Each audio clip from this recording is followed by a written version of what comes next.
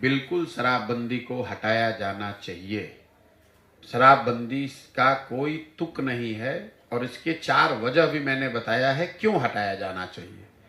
पहला, दुनिया में कोई ऐसा प्रमाण नहीं है कि शराबबंदी के जरिए किसी समाज का, राज्य का, देश का भला हुआ हो, आर्थिक या सामाजिक। इतने बड़े बड़े देश हैं, इतने बड़े राज्य हैं, इतने विद्वान समझदार लोग हैं। अगर शराबबंदी के जरिए ही सामाजिक आर्थिक उत्थान संभव था तो दुनिया में बहुत लोगों ने यह प्रयास किया होता।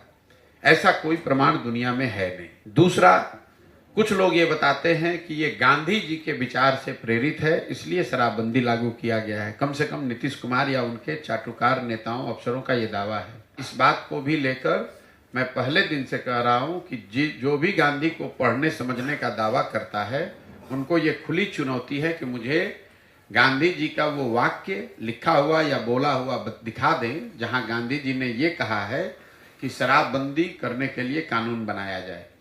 गांधी जी ने शराबबंदी की बात नहीं कही है। उन्होंने शराबबंदी को सामाजिक प्रयास के तौर पर बताया है कि शराब पीना बुरी बात है, शराब न पिए लोग, इसके लिए सामाजिक स्तर पर प्रयास होना चाहिए। उन्होंने ये नहीं कहा कि देश में कानून बनाकर शराब पीने वाले को जेल में डाल दिया जाए, इस काम को अवैध घोषित कर दिया जाए।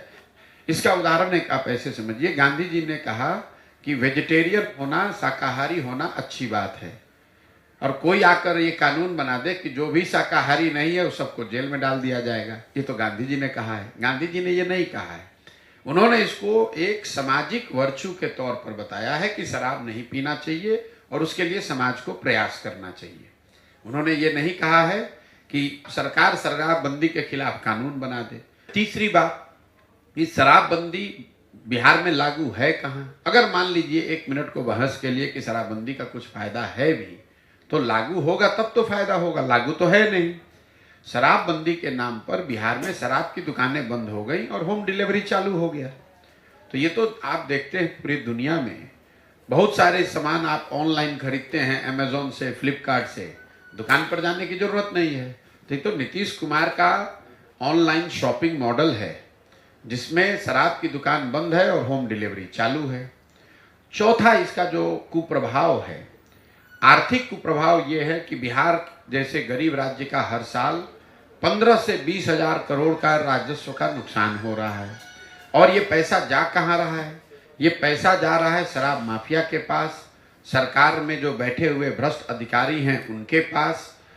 और इसका सामाजिक जो पहलू है, जिन महिलाओं के एम्पावरमेंट के नाम पर इसको लागू किया गया है, एक पहलू वो बताया जाता है, तो सबसे ज्यादा इससे प्रताड़ित भी महिलाएं ही हैं। जब से शराबबंदी लागू की गई है तो बिहार में 6,37,000 से ज्यादा शराबबंदी से जुड़े हुए केस रजिस्टर किए गए हैं।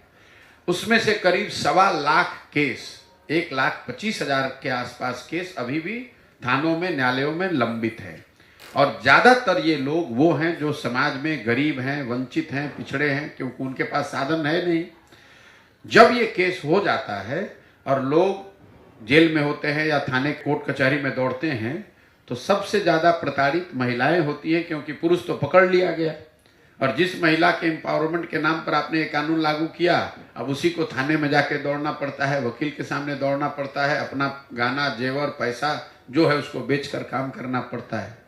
तो इन चारों पहलुओं को मैंने विस्तृत तौर पर पहले भी समझाया है और इसी आधार पर मैं शराबबंदी के बिल्कुल खिलाफ में हूँ।